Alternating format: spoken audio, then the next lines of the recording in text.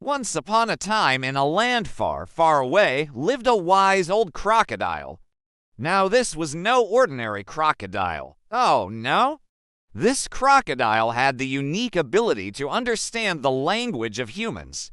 He spent his days basking on the riverbank, observing human settlements and listening intently to their conversations.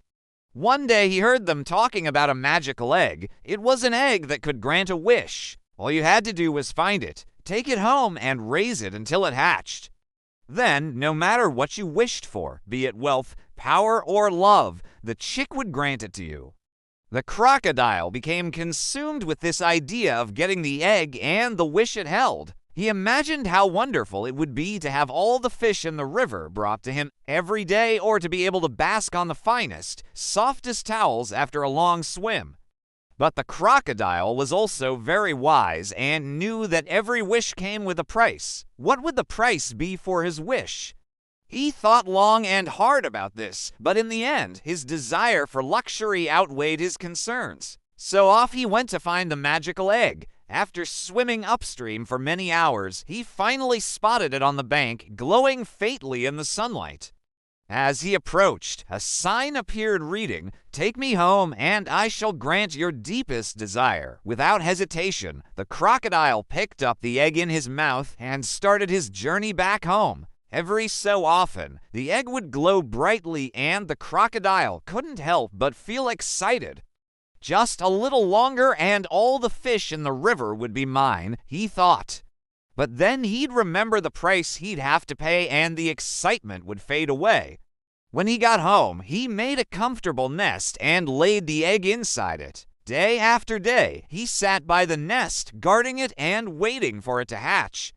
He hardly ate or drank, so focused was he on the task at hand. On the 10th day, the egg began to glow brightly again.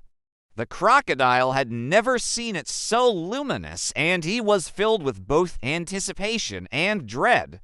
The sound of cracking filled the air, and out popped a tiny beak, then a head, then the rest of the body. Finally, a small chick stood before him, chirping merrily.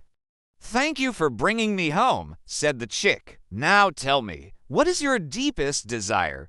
"I shall grant it to you, my benefactor." The crocodile hesitated. Was this really happening? Was all his waiting and suffering about to pay off? He took a deep breath and said, "I want all the fish in the river to be brought to me every day." And with that, the wish was granted. The next day, as the sun rose, the crocodile saw thousands of fish swimming towards him, forming a huge, shimmering mass. It was more than he could eat in a lifetime. Delighted, he spent the day feasting, feeling like the luckiest crocodile in the world. But as the night wore on, he began to feel unwell. The fish, you see, were not just any fish. They were magical fish from the mythical Northern Lights Lake. Their scales were said to hold healing powers. But for the crocodile, who didn't know this, they made him very sick. He spent the night in pain, and by morning, he was close to death. Just then, a blue butterfly, the same one he'd seen fluttering around the egg all those days ago, landed on his nose. "Why are you in so much pain?" she asked, her voice tinkling like a bell. The crocodile explained what had happened, and the butterfly shook her head sadly. "You foolish crocodile," she said, "why didn't you wish for something you knew a little more about?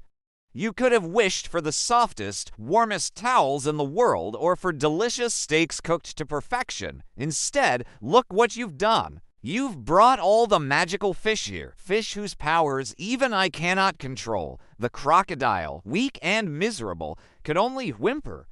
Suddenly, the butterfly flew away, returning a moment later with a small basket in her paws.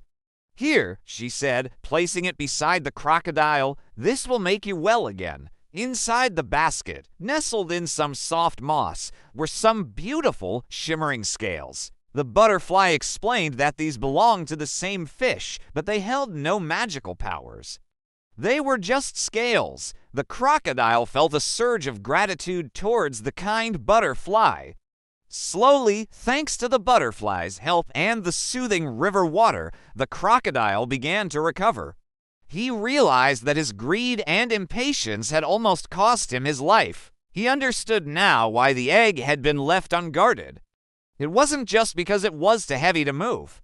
It was also because anyone who took it must be truly wise and selfless to be worthy of its powers. He had failed that test, and yet the butterfly had shown him mercy. From that day on, the crocodile never wished for anything again. He continued to listen to the humans, learning their ways, but he never tried to interfere. And whenever he saw the butterfly, he bowed his head in respect. After all, she was the wisest creature he knew,